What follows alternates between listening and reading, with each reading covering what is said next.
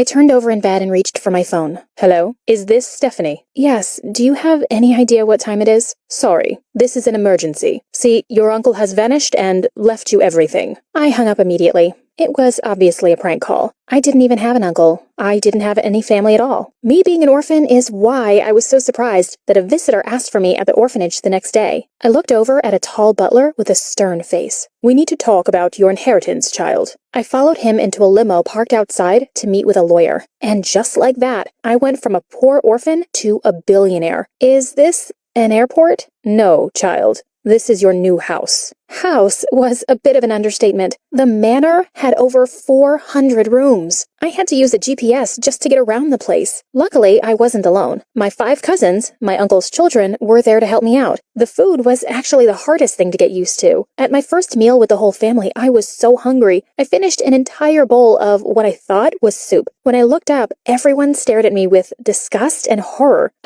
Stephanie, that was the fancy food for my kitten. I ran to the bathroom, and when I came back, I heard them talking about me. That's the girl Daddy gave his inheritance to? She smells like a peasant. Must be nice. She's the one who pays the bills around here now. I nearly cried. I was so excited to have a family, but to them, I was just a cash cow. They weren't the only ones who treated me differently because of my new money. My phone was blowing up with texts from the orphanage asking if the rumors were true. Ever since people had seen me set foot in the limo, they were spamming me with favors asking for new TVs and video games. Not a single person bothered to ask me what had actually happened. In fact, there was only one person who seemed to care about me at all. What's wrong, young mistress? Why did my uncle do this to me? He did it for you. He didn't even know me. Miles led me up a dark corridor to a giant room with a huge canopy bed and a large portrait of a woman who looked just like me. After your mother's disappearance, he couldn't bring himself to see you. You had a hard life. You having all this money is what he would have wanted. Well, I was happy with my old life. You never had to leave it, miss. Just like that, I was on a train back to the orphanage. Despite all the Gucci jackets and Coach bags I now had at home,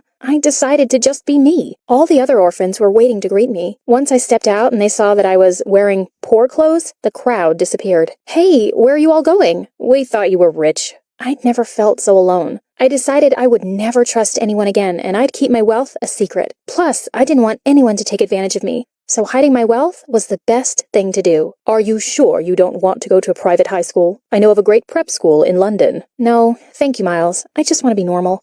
Plus, I can visit you every week. Oh no, I'm late for school. Oh no, you're not. Okay, so getting dropped off at school on my first day in a helicopter wasn't the best way to hide my money. By second period, everyone was asking me questions. No one was more intrigued than Eric. Those oil tycoon guys use that helicopter. How do you know them? Oh, I'm actually the maid. Yeah, the maid. Well, you must be a great maid for that kind of special treatment. Oh, I don't know about that. Wow. Pretty and modest. I blushed so hard. We had every class together, and we hung out nearly every day. Turns out, my uncle and Eric's father were old buddies. One time, I even ran into him at the steps of the mansion. Stephanie, what a surprise. They let the help use the front door? Oh, yes, very kind. He pulled me in with a serious face. Look, you know I like you, but if my father finds out, well, we need to keep us a secret. He talked about how romantic it was for him to be dating a maid, just like in a love story. Honestly, he was kind of right. It was thrilling to run around and hide, and I was grateful enough that my family played along with my charade. But my secret wasn't going to stay quiet for long. One day, I heard a loud noise while I was sitting in class. I saw Miles with 2 bodyguards. Miles was screaming and calling my name.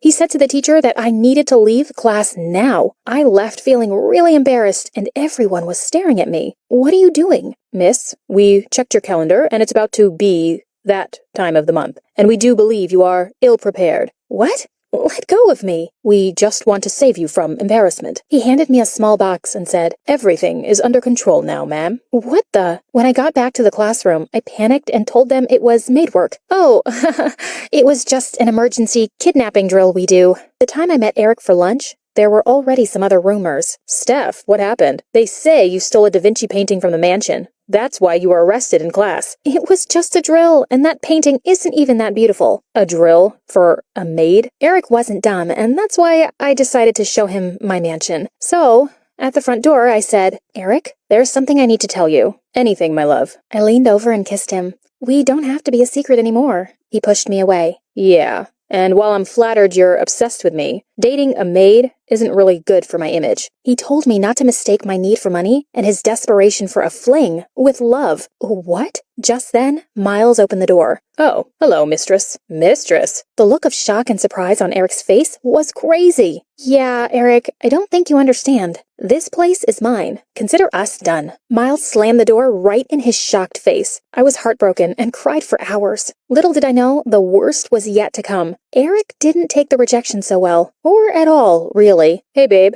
Eric, we're done. Everyone was staring at us. I dragged Eric into the hallway for some privacy. We should get back together, or maybe everyone will find out the truth, rich girl. My mouth dropped open in shock. Was he blackmailing me? Look, I already told my dad we were dating, and he was thrilled. This is how rich people do their business. Now everyone is happy. I get the perfect wife, and you get the romance you were so desperate for yesterday. Let me assure you, there was nothing romantic about us being together. I couldn't believe I agreed to it. How stupid. He made us hold hands in public and wear matching clothes. He made me get him an internship at my cousin's firm and everything. After all his criticizing and telling me to smile and not embarrass him, I found out he was dating one of the other girls at school. She texted him, "I love you, babe, call me tonight," while he was at my house. Wait. You're seeing other girls? I thought I was your perfect wife. For my father, maybe. But you're not being passionate at all. What if I dated another guy? Well, I'm the one with the dirt on you. So, I guess you're stuck with me. The next day at recess, a pretty blonde girl came over and sat next to him after kissing him on the cheek with a, "Hey, you." Then she looked at me like I was a cockroach.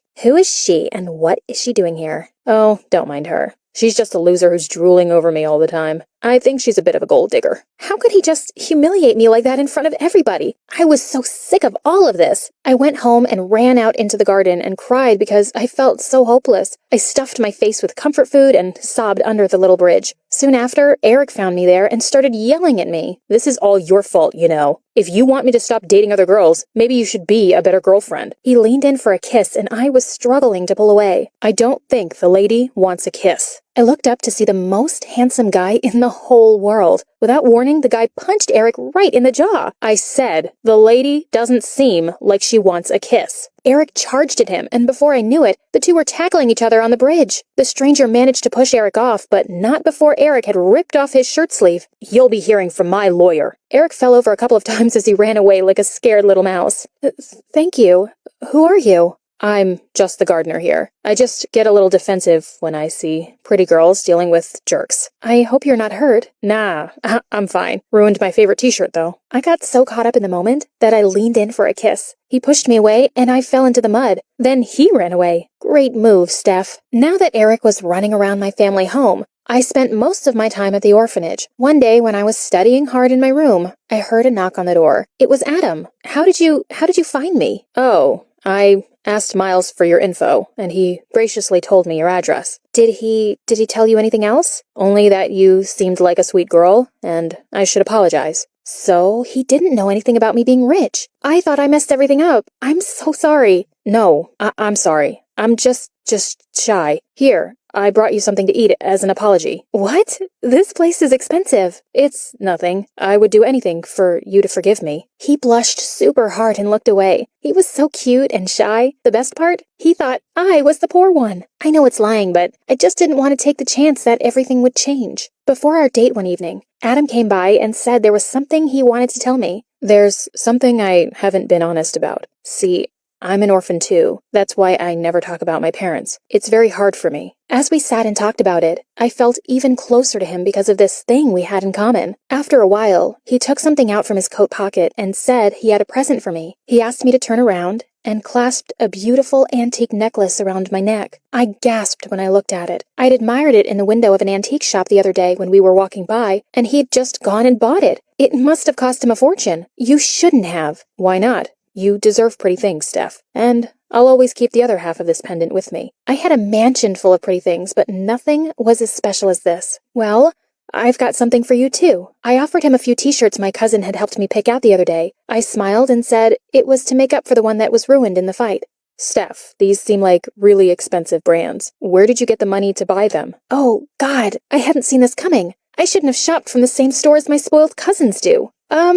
I guess there's something I haven't been totally honest about either. I told him all about how I was poor, But now I was actually super rich. I just didn't want people to know and take advantage of me. I just wanted to be me. Adam looked betrayed. He just looked at me and said, "And you thought I'd take advantage of you?" He seemed really hurt. Well, maybe. I thought you knew I loved you. Adam got up and said, "Please, just take care of yourself. I don't think you should contact me anymore." And he left, just like that. I was devastated. I cried all night and decided to go back to the mansion and mourn my relationship luxuriously. Miles insisted it would be better that way. Miles had also had some devastating news that was going to bring my pain to a new level. I have to get married? It was in the legal documents. I'm surprised you missed them. But I just broke up with Adam. Well, better now before you needed to. What's that supposed to mean? Miles explained how, as a rich person, marriage was not about love. My cousins were already making plans to break Adam and I up. He wasn't husband material. In fact, my suitor was planning to arrive today. When do I have to get married? Suddenly, I heard Adam's broken voice. I should have known. I'm quitting, Miles. I looked up to see Adam crying. He'd overheard what I'd said, but he didn't understand the whole thing. I ran after him as he dashed out of the room. I begged him to wait, but he said, "No, Steph, we aren't meant to be with each other. I should have known. I'm not good enough for you. Have a great life." As he turned to leave, he threw something on the floor. It was the other half of my necklace. He just ran away, and I couldn't stop crying my heart out. Just then, Eric appeared and handed me a tissue. "Miss me, babe?" I just glared at him. "That's why I don't interact with commoners. They're brutes." "What are you doing here?" "Didn't your cousins tell you? I'm your fiancé." I tried to run away from him, but he grabbed my arm. He told me he was sorry, and if he knew who I was, he would have treated me better. You don't get it, do you? I'm under a lot of pressure from my parents to marry someone wealthy. I was not hearing it. At first, at least. My wounds were fresh from the breakup, but he didn't make it easy to reject him. "I brought you a present, my turtle dove." "Is that?" "Of course. A baby elephant." A baby elephant wasn't even the most extravagant gift he gave me. He bought me a private Justin Bieber concert, a solid gold statue of instant noodles, and my very own village. I felt bad, but the whole time he was courting me, I was spamming Adam's phone. I left him about 1,000 messages, and he didn't respond to me on anything. It was time I moved on. If I wanted my inheritance, well, there are worse guys I could be in an arranged marriage with. Will you marry me? Yes. Our wedding was not a private affair. Every TV network, newspaper, and billboard in town had a story about my wedding. It was all happening less than a week after the official proposal. It really was a fairy tale wedding. I should have been happy, right? When everyone saw me walking down the aisle, they made comments about my happy tears. In reality, I was crying because I was devastated. "You look stunning, Stephanie. I love you." I guess I'll learn to love you. Right when we were about to say "I do" and lean in for a kiss, the unthinkable happened. "Stop the wedding." "You?" "Oh, Adam." He ran up and kissed me while we were on live TV. Eric and all my cousins positively fainted. "Look, I'm sorry, I just..." "Shut up and kiss me again." There was a wedding that day, but it wasn't between an heiress and a spoiled brat. It was between two best friends.